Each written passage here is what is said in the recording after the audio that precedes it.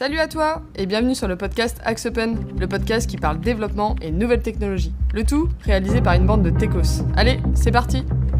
That's when I decided to hack you.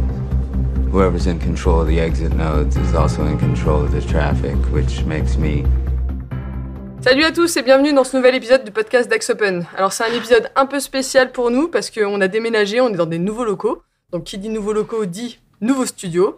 On a installé la mousse ce matin pour le bruit et tout ça. Donc, et si vous entendez des bruits de trucs qui tombent, c'est que la mousse est mal collée. C'est la mousse.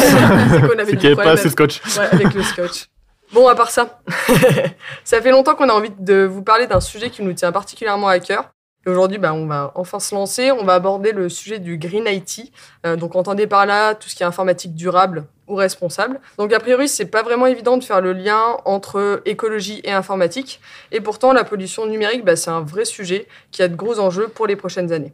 Parce que oui, alors le numérique, c'est plutôt quelque chose qui est invisible, mais ça consomme énormément d'énergie et le développement, notamment, qui est notre métier, n'échappe pas à cette règle.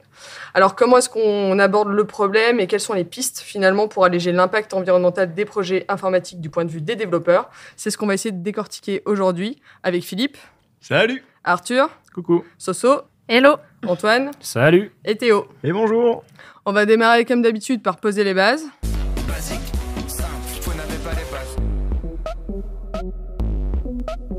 Soso, c'est quoi le Green IT ? Le Green IT, alors t'en as déjà un petit peu parlé dans ton intro du coup, ça va représenter l'ensemble des technologies qui seront adoptées par une entreprise pour réduire son impact environnemental, donc ça réduire son empreinte carbone, ses émissions de gaz à effet de serre et sa consommation énergétique. Donc j'ai vu que ça c'était plutôt ce qu'on appelait le Green for It, et on a aussi le It for Green. Et ça, c'est plutôt les principes socio-économiques adoptés pour amorcer la transition écologique. Voilà, en gros. Ça marche. Et Arthur, je sais qu'il y a plusieurs niveaux dans le Green IT. C'est ça. Tu peux nous les décrire ? Ouais, alors déjà, le Green IT, c'est assez récent parce que d'habitude, Philippe nous fait des points historiques d'il y a plus de 40 ans. Alors, on n'a plus l'habitude, mais c'est vrai que... Je peux essayer, mais... Là, on est plus... ça a vraiment été un enjeu qui a été découvert, un peu déterminé depuis 1990, depuis 1992 exactement, par le lancement d'Energy Star, qui est un programme américain gouvernemental, où ils essayaient de créer des objectifs pour consommer moins au niveau des équipements électriques et informatiques. Et c'est à partir de ce moment-là où on a commencé à avoir de plus en plus de sensibilisation au niveau de ce mot. Et pour les vieux qui sont autour de la table, Energy Star, on le voyait toujours, c'est un espèce de petit logo qui démarrait en même temps que le BIOS pour les PC. Vrai. Je sais pas si ça existe encore sur les tout derniers PC, je crois qu'on le voit plus. Je pense pas, je sais pas. Et du coup, on a vu émerger 3 types de Green IT, entre guillemets. Donc, il y a eu vraiment le Green IT 1.0, qui était le tout premier, où en fait, c'était vraiment au niveau très matériel. Donc, ça a été créer des serveurs qui consomment moins, créer des ordinateurs qui consomment moins, essayer de faire attention vraiment au côté hardware. Ensuite, on a eu le Green IT 1.5, qui était sur les infrastructures réseau. Donc, pour se dire, OK, tout ce qui est réseau sans fil, tout ce qui est réseau filaire, tout ça, il faut que ça consomme moins. Donc, ça a été la prise de sensibilisation de tout ce qui est réseau. Et maintenant, on a le côté Green IT 2.0, qui est sur tout ce qui est process, donc c'est ce qui va nous intéresser le plus ici, parce que c'est ce qui nous touche. Ça va être comment, en tant qu'utilisateur de ce réseau et de ce hardware, on peut réduire les consommations en électricité, et comment on peut faire attention, parce que nous, au final, ça ne nous touche pas vraiment le matériel réseau, on ne gère pas le système de réseau du monde entier. Donc voilà, il y a vraiment 3 niveaux, et je pense qu'ici, on parlera plus du dernier point de Green IT. Donc le Green IT, tu l'as dit, c'est finalement un sujet qui existe depuis quand même pas mal d'années. Pourquoi est-ce que c'est un sujet dont finalement on entend beaucoup parler ces 3-5 dernières années ? Pourquoi est-ce que c'est que maintenant en fait qu'on met le sujet sur la table ? J'allais commencer, je te coupe, mais je pense que c'est aussi parce le numérique et l'informatique, c'est un aspect immatériel, et du coup je pense que dans la tête de tout le monde, ça n'avait pas d'impact environnemental. Et que plus on avance dans justement tout cet aspect green, mais que ça soit au niveau informatique, mais dans d'autres aussi, dans d'autres métiers, maintenant on se rend compte que si ça a un impact, même si ça n'a pas un aspect matériel, et du coup on le prend encore plus au sérieux maintenant, et surtout aujourd'hui où on parle que de ça, et je pense que ça a aussi des enjeux politiques. D'ailleurs, oui, c'est ce que j'allais dire ensuite. quels sont les principaux enjeux en fait qu'on a à l'heure actuelle au sujet du green? Ouais, moi je pense pour revenir aussi un peu là-dessus, c'est qu'avant l'informatique, c'était vraiment, j'ai envie de dire, concentré sur une minorité de personnes. C'est-à-dire qu'il y avait les informaticiens dans les années 90 qui le faisaient, des entreprises là-dessus, mais ça touchait pas le grand public ou de manière très très marginale. Et en fait, ce qu'on voit, c'est qu'avec les usages qui se démocratisent du grand public, il y a une explosion de tout ce qui est flux réseau, flux vidéo, tout ce qui est consommation de médias, qui fait qu'en fait, on n'est plus du tout dans, comme on disait, quelque chose de marginal. Et en même temps, comme tu disais, Solveig, on est dans une espèce de momentum écologique dans lequel, en fait, tout ce qu'on fait, toute l'activité humaine est passée au crible du green, entre guillemets, et du coup, il n'y a pas de raison que nous non plus, en tant qu'acteurs acteurs, j'ai envie de dire, entreprises et IT, on y échappe. Et du coup, c'est en train de se décliner. Et il faut bien voir que c'est des choses sur lesquelles on est encore très balbutiant.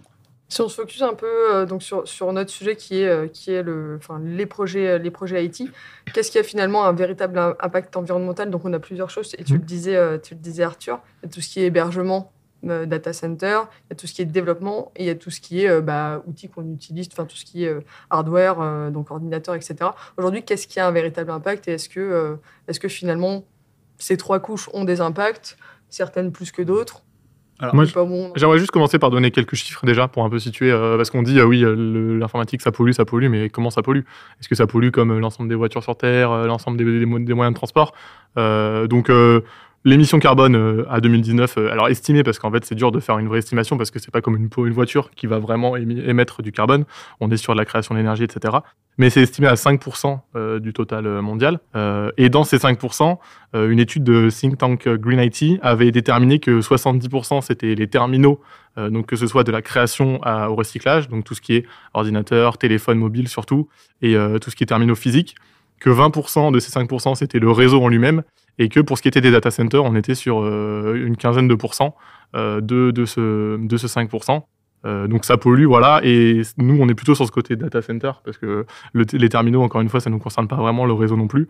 Donc nous on va vraiment agir sur ce 15%-là, avec des changements sur les infrastructures et sur les outils qu'on va utiliser derrière. Mais par contre, je pense que dans la tête des gens, c'est plutôt l'inverse. On pense plutôt que ça va être les data centers qui devraient le plus polluer, alors qu'au final, c'est nos terminaux et c'est l'usage de tout le monde. Je pense que dans la tête des gens, c'est plus l'inverse. Ouais, je pense que de manière générale, quand on parle d'écologie, tout le monde a l'air de penser que c'est les méchants grosses entreprises ou les méchants data centers, et ils ont toujours du mal à l'appliquer à eux-mêmes. Et ce que tu disais, Arthur, c'est parfaitement vrai. Je veux dire, aujourd'hui, ce qui explose, les terminaux, on en change trop souvent. Tout le monde en a quasiment, tous les 18 mois, 2 ans, au mieux. Ça, c'est un impact de dingue. Après, ce qui va nous concerner pendant le podcast, c'est vraiment la suite, c'est-à-dire à la fois le réseau. Pourquoi le réseau? Parce que la manière de concevoir les applications, on fait plus ou moins transiter l'information à travers ces différents réseaux. Et effectivement, la partie data center, là où, pour expliquer à tout le monde, là où notre code s'exécute. Ouais, c'est ça.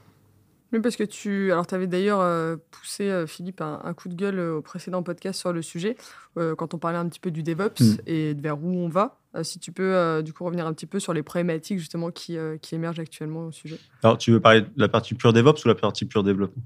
Pure DevOps. Alors, sur la partie pure DevOps, oui, moi, j'avais tapé un coup de gueule parce que, pour le remettre dans le contexte, pendant des années, en fait, on compilait globalement les applications sur notre poste ou sur des serveurs en local. Et puis, derrière, on allait déployer ça sur des serveurs qui exécutaient le code pour les clients. Depuis quelques années, avec le DevOps, on a inventé cette idée de dire, pour fiabiliser la chaîne, ce qu'on appelle le pipeline, c'est-à-dire le pipeline de CI/CD, d'intégration continue, de déploiement continu, on a inventé le fait du jetable, si je puis dire, pour faire simple. C'est-à-dire qu'en fait, on va compiler notre application, mais non pas sur notre poste, mais dans un ordinateur qu'on viendrait créer virtuellement sur Internet. Donc en gros, ce qui se passe, c'est qu'à chaque fois qu'on veut compiler l'application, on instancie un nouvel ordinateur, on instancie des conteneurs, on instancie tout un tas de briques logicielles dont on ne va pas rentrer dans le détail là-dedans, qui vont être téléchargées à travers Internet, exécutées sur des data centers pour compiler l'application. On compile notre binaire et puis finalement on jette cette partie virtuelle. Alors, il ne faut pas le voir comme une instantiation, au sens physique des choses, mais l'air de rien, en fait, on va faire transiter énormément d'informations et consommer une énergie colossale par rapport à ce qu'on faisait par le passé. Ok. Et côté, parce que nous, on vient se caler là-dessus pour tout ce qui est développement. Côté langage de programmation, framework, etc., qu'on utilise aujourd'hui, est-ce qu'il y a finalement des langages qui polluent plus que d'autres et finalement, comment est-ce qu'on calcule notre impact, en fait, au point de vue des projets? Il y a plein de questions dans ce que tu viens de poser. Je vais essayer de faire une réponse. Ouais, alors, c'est mon défaut, je vais faire un petit retour historique, mais nous vivons tous un moment historique. Pendant des années, en fait, on n'en a jamais eu rien à foutre de ce que faisaient nos langages de programmation. C'est-à-dire que, grosso modo, la logique était, depuis les concepteurs de langage jusqu'à nous, à l'utilisation, c'était on se facilite la vie. Donc, on montait des couches d'abstraction et on offrait aux développeurs des langages de plus en plus évolués qui masquaient de plus en plus ces réalités pour que ça soit simple et rapide à développer. C'était la logique. D'accord ? Sauf que faire simple et rapide à développer, c'est masquer un certain nombre de choses qui sont des couches qui sont en dessous de vous en termes de développement et qui ont un impact. Il y a un moment dans lequel on est où, alors on parlera peut-être plus tard de serverless, mais on est en train de se poser la question de ces couches qui sont en dessous de nous, est-ce qu'elles sont pertinentes, elles ont encore un sens aujourd'hui? Et les quelques études qui existent sur le sujet, il n'y en a pas beaucoup, des études vraiment scientifiques qui ont quantifié les choses, montrent que tous les langages de programmation sont loin d'être, j'ai envie de dire, aussi performants l'un que l'autre. D'accord ? Et quand on va parler de performance, on va pas forcément, dans ce cas-là, parler de performance en termes de temps de calcul, c'est-à-dire la rapidité avec lequel s'exécute, mais en termes de consommation à la fois d'énergie, d'accord, tout sur la partie CPU, et de consommation de mémoire sur la partie hardware. D'accord ? Et là-dessus, il y a, grosso modo, si je devais résumer l'étude, et je pense qu'on mettra l'étude en lien du podcast, il y a des grandes catégories de langages. Tous les programmes de type compilé sont bien plus efficaces que les langages de type interprété.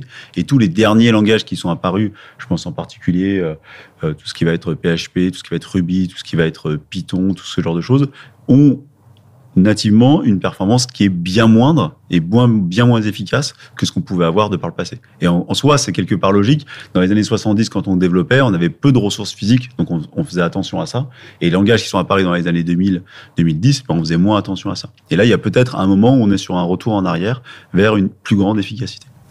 Parce que là, tu le disais, mais effectivement, on est sur les premières études qui sortent ce genre de choses, mais j'imagine que c'est un sujet qui va prendre de plus en plus de place et où finalement les gens, en tout cas même dans nos secteurs, sont pas encore peut-être assez matures sur ce sujet. Enfin, on est peut-être aux prémices. Je pense aussi qu'on peut faire un parallèle aussi avec les entreprises, ne serait-ce que par exemple dans l'industrie, qui à l'époque sont dit on doit tout automatiser, on doit faire vite, on doit faire produire en masse. Et sans regarder en fait ce que l'impact écologique ça allait avoir. L'informatique s'est développée un peu plus tard. Et donc, on est arrivé à un moment, peut-être que les entreprises, là, les industries commencent à se dire oui, faudrait peut-être moins polluer. Et en fait, dans l'informatique, je pense qu'on se pose aussi la même question, à se dire est-ce que en fait, nous aussi, on a, comme on le disait, on a un impact aussi. Est-ce qu'on peut le réduire ? Et donc là, c'est vrai qu'on a, comme dit Philippe, les langages ont ajouté des couches et des couches et des couches, sans se soucier de ce que ça allait impacter, en fait. Et donc, oui, on a un petit retour en arrière. Après, à savoir s'il faudra retourner sur des langages vraiment, par exemple C++ ou quoi, ou s'il y en aura des émergents. Ça, on est un peu au début. Donc, il faudra voir comment ça évolue là-dessus. Parce que pour tous vos clients, là, à l'heure actuelle, c'est un sujet, le green ou pas du tout encore? C'est un sujet et pas un sujet. C'est-à-dire qu'ils en parlent, mais grosso modo, quand on commence à rentrer dans le détail de qu'est-ce qu'on pourrait faire, tout de suite, ça chiffre un peu en euros. Et du coup, c'est pas encore... pour l'instant, c'est encore, il faut être très honnête, beaucoup de la discussion et ça serait bien de faire attention à. Mais on n'est pas encore dans les appels d'offres, on le voit bien, on n'est pas encore sur des j'ai envie de dire, des critères qui sont discriminants ou qui sont éliminatoires dans les appels d'offres. Donc, tant qu'on n'aura pas franchi cette étape-là, ce sera compliqué. Mais pour revenir à ce que disait Antoine, je pense que la première chose et tu as raison, et dans l'industrie, on a commencé à faire quelque chose, c'est déjà mesurer son impact. Et une fois qu'on mesure l'impact, on peut commencer à réfléchir à comment l'améliorer. Aujourd'hui, en informatique, de manière générale, on ne mesure pas et on n'a pas d'outils pour le mesurer. En tout cas, sur notre micro-périmètre qui est le développement informatique, il n'existe pas à date de framework au sens cadre de travail qui nous dit voilà, si on fait ça, ça va consommer tant, si on fait ça, ça va consommer tant. Et le problème, c'est que Et c'est pas forcément quelque chose qu'on peut faire nativement au sein purement de l'ESN, parce que quand on utilise, et comme on l'expliquait tout à l'heure, des data centers ou des services dans du SaaS, ce genre de choses, il faut qu'en fait toute la chaîne informatique se mette dans un référentiel, un standard qui va nous permettre de mesurer. Aujourd'hui, pour être très clair, et pour nos auditeurs, quand on loue un serveur sur un hébergeur, ou qu'on loue des VM, ou que ce soit des cubes sur Docker, ce que vous voulez, en fait, l'hébergeur nous facture un coût, mais on n'a absolument aucune idée aujourd'hui de la consommation de ce service-là. On a un coût en euros, mais on n'a pas un coût ni énergétique, ni CO2, ni ce que vous voulez. Et donc, tant qu'on ne sera pas capable concrètement de quantifier cette information, on ne pourra pas vraiment agir, ou de manière assez faiblement sur le sujet. Et par rapport à, par exemple, si je prends un exemple très simple de la pollution d'une voiture, c'est très dur aussi parce qu'il y a tellement de couches, comme disait Philippe. Et en plus, je dis n'importe quoi, même si on était capable de calculer la consommation en énergie d'un programme, est-ce que ce serveur sur lequel est ce programme utilise par exemple de l'énergie verte, par exemple de l'éolienne, mais est-ce que du coup on va prendre en compte le coût de création de l'éolienne, son cycle de vie, etc. En fait, c'est tellement abstrait, on n'est pas comme une voiture, on met un capteur à la fin de la voiture, on dit il y a 10 grammes de CO2 par kilomètre. Là, c'est toute la chaîne qu'il faudrait prendre en compte et c'est très dur à quantifier. On pourrait juste faire un équivalent électricité, mais encore une fois, ça veut rien dire. On peut prendre une mine de charbon en Allemagne ou une centrale nucléaire. Comment, pareil, tu qualifies ça de polluant, etc. Donc c'est vrai que tout est calculé en équivalent CO2, mais ça veut tout et rien dire en même temps. En fait, c'est pour juste donner un exemple de grandeur par rapport aux pollutions qu'on connaît. Mais en tout cas, ce qui est sûr, c'est qu'il y a des véritables différences entre les langages et il y a des véritables différences entre les frameworks. On mettra aussi des benchmarks sur les différents frameworks. Il y a vraiment une grosse différence de ce qui peut se passer. Et c'est là où on se rend compte que les frameworks qui sont un peu trendy, un peu à la mode, sont pas forcément du tout les plus efficaces. Clairement pas. Il y a des trucs très simples à faire pour diminuer sa consommation. Je dis n'importe quoi. Vous avez une application métier qui est utilisée en interne dans votre entreprise. La nuit, personne l'utilise. Vous coupez le serveur la nuit. Vous faites un script qui permet de le faire automatiquement. Vous gagnez quasiment la moitié de la consommation énergétique de votre serveur. Ça vous coûte quasiment rien à faire, quelques heures à mettre en place. Et ça n'impacte pas du tout votre process. Et vous économisez déjà pas mal, déjà divisé par 2 sa consommation ou sa pollution, c'est déjà énorme. C'est vrai que nous, typiquement, on l'a fait au sein d'Axopod, on a vraiment travaillé sur nos serveurs pour les réduire et les arrêter. Et c'est clair que, alors en plus, dans les services SaaS, c'est intéressant parce qu'on est facturé à l'usage, mais c'est vraiment un impact écologique intéressant. Moi, je voulais aussi reprendre juste la question de Camille qui demandait si nos clients avaient une sensibilité Green IT. Ce qui marche pas mal en ce moment, et que c'est un peu une façon simple de mettre un pied dedans, c'est les hébergeurs green, qui se disent green, mais en fait c'est comme tout, c'est comme ce que nous on a mis en place même dans la vie de tous les jours pour acheter du bio, acheter des trucs un peu plus écologiques, c'est un peu plus cher. Donc c'est vrai que, comme disait Philippe, c'est des coûts peut-être que des entreprises sont pas prêtes à mettre ou faire des concessions sur ce genre de choses. Comme dans la vie de tous les jours où des gens ne sont pas prêts à faire des concessions sur les parties écologiques. Donc, ça peut me permettre de mettre un premier pied dedans, mais c'est clair qu'on n'y est pas encore, c'est pas encore assez développé. Si on arrive pour le coup sur un côté un peu plus pratico-pratique, demain, une boîte qui veut se dire je me mets dans le Green IT, en tout cas, je prends maintenant cette composante au sérieux dans mes futurs projets. Finalement, par quoi est-ce qu'elle doit commencer et comment est-ce qu'elle doit s'y prendre? Est-ce qu'il y a une démarche aujourd'hui? Moi, je pense que la vraie démarche, mais c'est un peu comme dans la vie de toujours, c'est déjà de réfléchir aux usages du logiciel qu'on veut développer. En fait, dans 80% des cas, et je ne sais pas, tout à l'heure, on en discutait en off, il y avait 50% des fonctionnalités d'une page web qui n'étaient jamais utilisées. Je pense que c'est ça, la première écologie de faire, c'est de supprimer toutes ces fonctionnalités qui sont rendues possibles par la technologie, mais qui n'apportent rien. Parce que déjà, d'une, ça coûte beaucoup à développer, et ça coûte à maintenir, et ça coûte à être hébergé, et tout ça. Je pense qu'une des premières démarches qu'on peut faire, c'est de commencer à supprimer des choses qui ne servent à rien dans l'entreprise. La deuxième chose qu'on peut commencer à mettre en place, c'est de réfléchir sur l'ensemble de l'application, parce que entre les différents choix d'architecture, il y a beaucoup de choses à faire. Comme on disait avec Arthur, entre un truc qui est hébergé en local sur votre petit serveur et compagnie, et une application qui va être déployée dans le cloud et redondée sur 3 data centers dans le monde entier, ça n'a pas du tout le même impact. Donc c'est commencer à réfléchir, déjà essayer de se faire une cartographie de ce qui se passe réellement physiquement, quels sont les échanges, qu'est-ce que ça va consommer, et derrière de commencer à réfléchir aussi au niveau technologique, de choisir des technos, des frameworks ou ce genre de choses qui sont un peu plus alignés avec ce qu'on peut faire en termes de Green IT. Mais je pense en ce moment, pour l'instant, vraiment l'économie qui est faite côté techno a rien à voir par rapport à l'économie qui peut être faite côté infra. Et je pense que pour commencer, déjà, si on n'a pas une infra qui est entre guillemets optimisée au maximum, ça sert à rien d'aller se prendre un framework qui est un tout petit peu plus écologique, parce que je sais pas ce que tu en penses, Philippe, et moi je pense que ça aura jamais autant d'impact que d'éteindre ses serveurs, de ne pas redonder quand on n'en a pas besoin.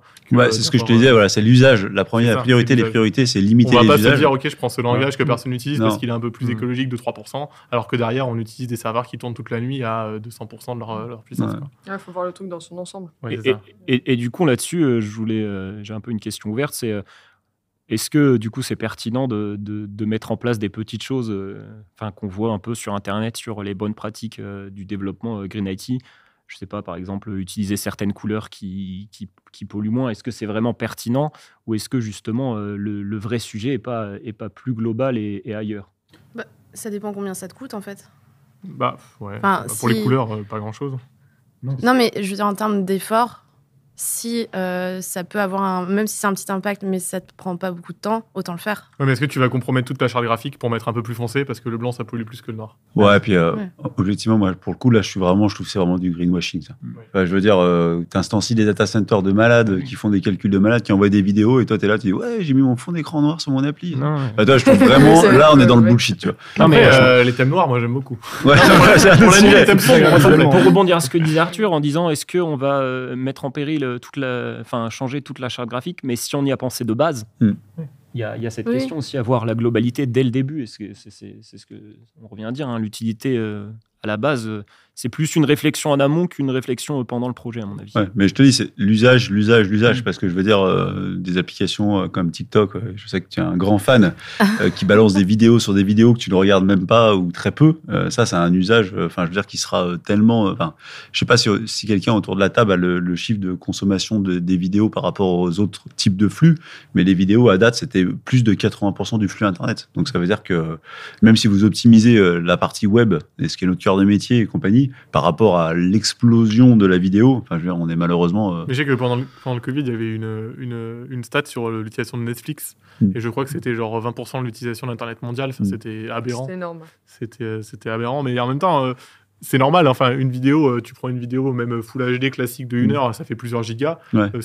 Tu consommeras jamais autant en page web. Et puis maintenant qu'ils nous expliquent qu'on va regarder ça en 4K et sur un téléphone, on peut quand même vraiment se poser la question de la pertinence. 4K et en 5G. Ouais. Du top.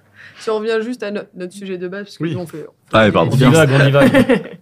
Tu parlais, Antoine, tout à l'heure de l'hébergement. Pour le coup, qui n'est pas notre métier, mais en tout cas avec lequel on est amené à travailler un moment. C'est pas notre métier, mais malheureusement, tout ce qu'on fait finit dans un data center. Oui. On est fortement liés. Est-ce qu'aujourd'hui, parce qu'on voit émerger pas mal d'hébergements dits green, est-ce qu'aujourd'hui, ça a finalement vraiment un impact, ou est-ce que c'est pareil, c'est pour faire beau? Tu veux, je vais te sauver sur cette question. Non, mais... je pense que... Il y a 2 niveaux de green. Il y a le green, les gens, ils achètent de l'énergie verte. En gros, c'est-à-dire quoi? Ils achètent des contrats d'énergie verte et ils vous disent qu'ils sont green. Mais en fait, ils n'ont pas de réflexion sur la consommation électrique de leur data center. Ils essaient juste de compenser globalement. Et je pense que l'approche de compensation, c'est jamais la bonne approche. Parce qu'en fait, tu peux pas compenser un mal que tu fais par un bien. Ça marche pas comme ça. Je pense que les seules démarches qui me semblent avoir du sens, c'est les démarches où, comme disait Arthur, on va essayer plutôt de travailler sur une mutualisation de ressources beaucoup plus forte. D'accord. Et par exemple, quand nous, on pense à éteindre nos applications la nuit, ça permet à des Netflix de lancer leurs applications. Donc, quelque part, on diminue le parc machine, on essaie d'améliorer au mieux l'usage du parc machine pour servir le plus grand nombre d'usages potentiels. J'ai vu un chiffre, alors je ne sais pas exactement d'où il sortait, c'était sur un article, mais qui disait que les providers de cloud récents, type AWS, Azure et GCP, consommaient en moyenne 3 fois moins d'électricité que les data centers classiques parce qu'ils avaient une meilleure mutualisation de leur infrastructure et qu'au lieu d'avoir un data center entier qui va tourner pour une VM, ils vont tout déplacer. Enfin, c'est tout qui est modifié, tout qui est en virtuel. Et voilà, quitte à se dire on va prendre un hébergeur vert mais qui est au fond de la Meuse et qui fait ça très mal, autant prendre un provider de cloud qui en plus se disent, comme tu disais, qui compense en achetant de l'énergie verte derrière. Et je pense que ça fait la bonne transition. Je ne sais pas si tu avais prévu de parler ça, Camille, du serverless, mais je pense que un des courants de l'informatique actuelle qui va vers du serverless, alors il ne faut pas le comprendre étant sans serveur, mais plutôt comme étant une instantiation, puis une désinstanciation très rapide des serveurs quand on les utilise. Je pense qu'on peut aller vers ça, c'est-à-dire que grosso modo, arriver à faire, nous, en tant qu'acteurs de développement, des applications qui servent le client quand il en a besoin et qui s'éteignent automatiquement quand il n'en a pas besoin, et pas forcément que le soir, mais même dans la journée entre 2 appels sur l'application. Et ça, je pense qu'il y a un courant d'informatique qui va vers là, et c'est peut-être une des clés pour un avenir un peu moins néfaste sur la partie écologique. Un peu meilleur. Ouais, c'est ça.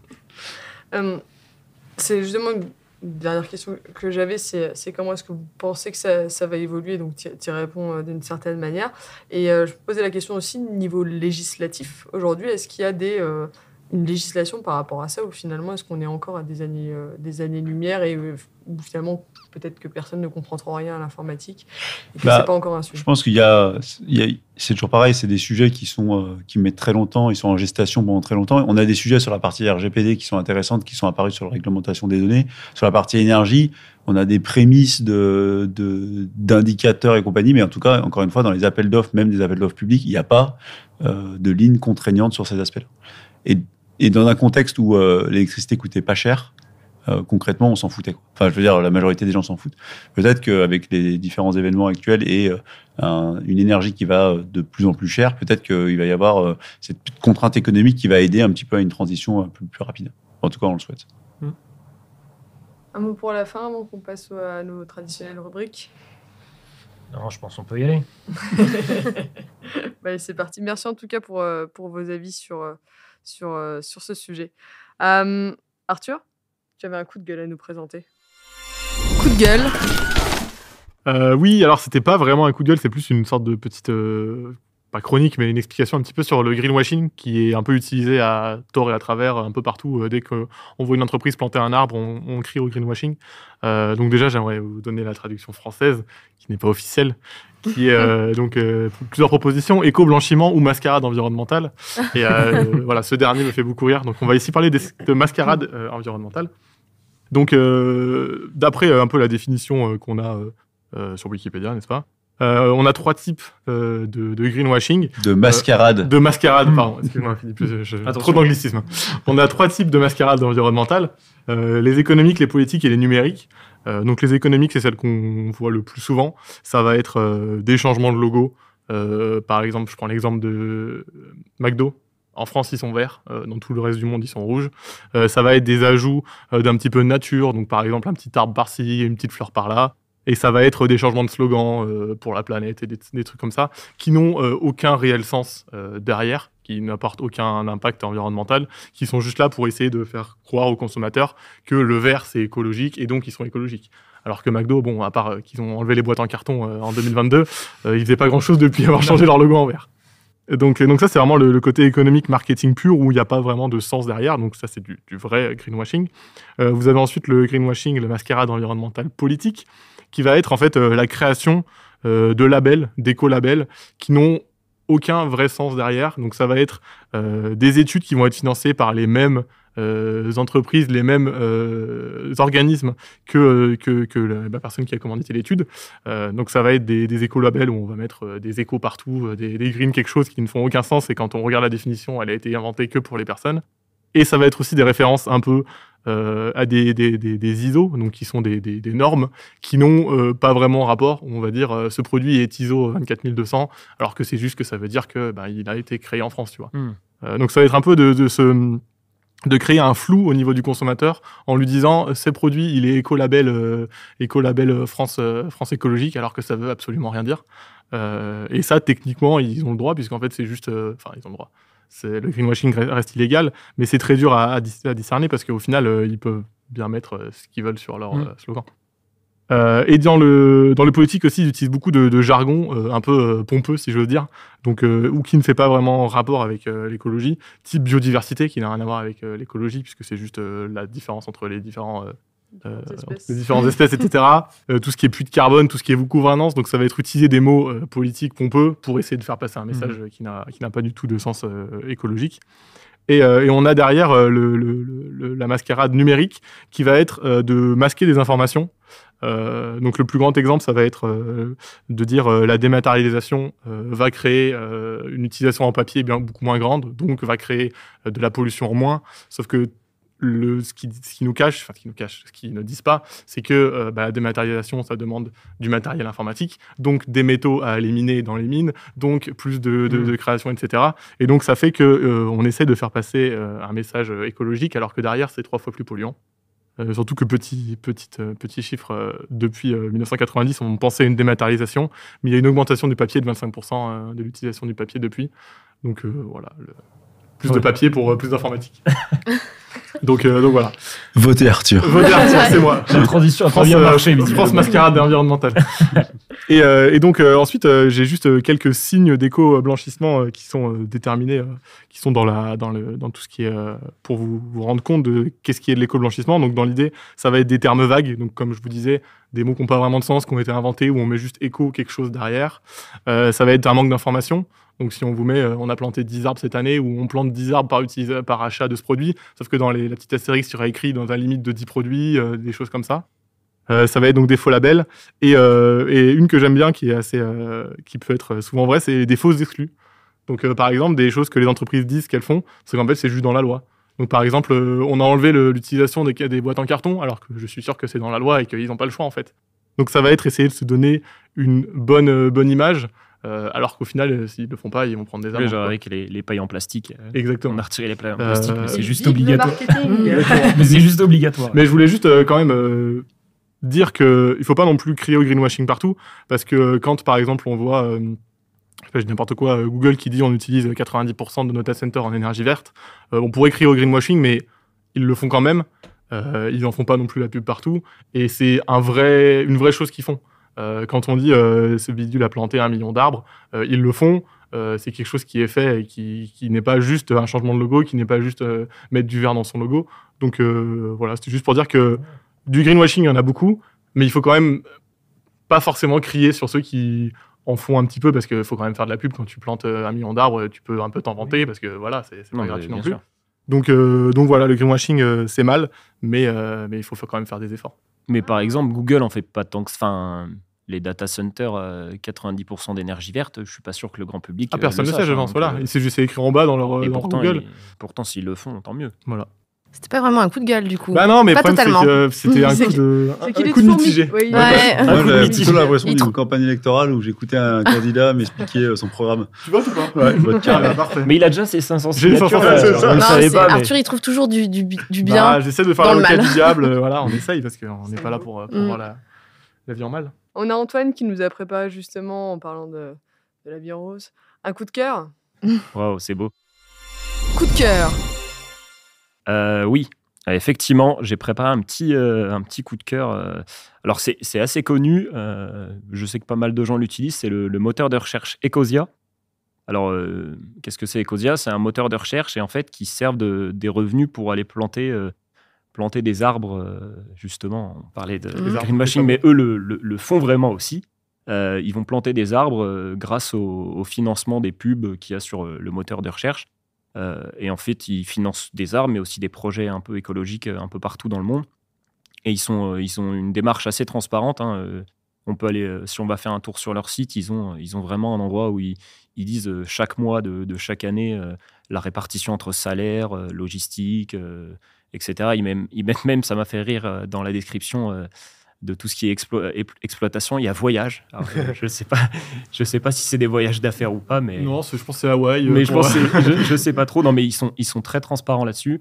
Après, je garantis pas que le moteur soit aussi complet et aussi pertinent que Google, qui est quand même le leader là-dessus. Moi, j'avais mais- testé un peu. Il me semble qu'on on tombe pas du tout sur les mêmes résultats. Et du coup, je sais pas derrière. Je me suis pas assez intéressée, mais je sais pas derrière du coup ce qu'il y a. Et Bah, si on Google n'a pas est tellement du coup, dominant et on a tellement l'habitude de Ouais. la logique de Google que dès Oui. qu'on nous change, on est perdu. Mais du Mais coup, je je pense sais que pas c'est une s'il y a question du. d'habitude, au final, Est-ce qu'il y a du greenwashing du coup là-dessus, on sait pas. Déjà, ils Je ne sais proposent pas, pas la Wikipédia en premier. Donc, Ouais. La Déjà pertinence ça. des résultats aussi. Non, surtout. je saurais pas dire si c'est du greenwashing, hein, mais je sais pas à quel point ils peuvent mentir en disant qu'ils ont planté des arbres. Non. Ça, Sachant que c'est tout leur modèle Mais économique, oui. pour moi, ça va pas dans la catégorie greenwashing parce que c'est pas quelque chose, c'est pas ils existaient déjà avant et ils se sont dit on va planter des arbres, ils ont été créés pour ça. Hmm. Donc je pense pas qu'on puisse clairement appeler. Et d'ailleurs, ils ont aussi un, si on veut encore, si les projets nous intéressent, il y a il y a des pages qui décrivent les projets. Et en plus on peut faire des sortes de donations. Il y a un shop qui n'est pas vraiment un shop, mais on peut acheter de planter des arbres directement sans. Mm. On peut subventionner faire une donation. sans utiliser le moteur de recherche, par exemple. Mais on peut faire les deux. Et tu l'utilises maintenant, Antoine, ou pas? Oui. Allez, jusqu'à ce podcast. C'était un coup de cœur. Mais moi, j'avais essayé de l'utiliser, mais c'est vrai que la logique Google, Mais je trouve ça trop dur de changer de. J'avais dur, essayé ouais. de passer sur un autre, sur DuckDuckGo, comme un peu tout le monde en entend parler. Et je trouve que c'est trop dur de se démêler de la logique de Google. Une fois que tu l'as prise, c'est vraiment trop C'est dur. dur d'en changer. Mais après, est-ce que c'est moins bien ou non? C'est juste une C'est autre différent. habitude, en C'est fait. pas du je tout les pense. mêmes algos, c'est Mm. notre habitude. On va pas parler aujourd'hui de la transition à la politique du changement qui Non, est assez compliqué. non, Arthur, c'est pas dans son programme pour Non, moi je l'instant. fais pas ça. Moi je fais que la mascarade. Oui, que la La mascarade. mascarade, c'est moi. Avant de se quitter, Théo, on passe à l'actu.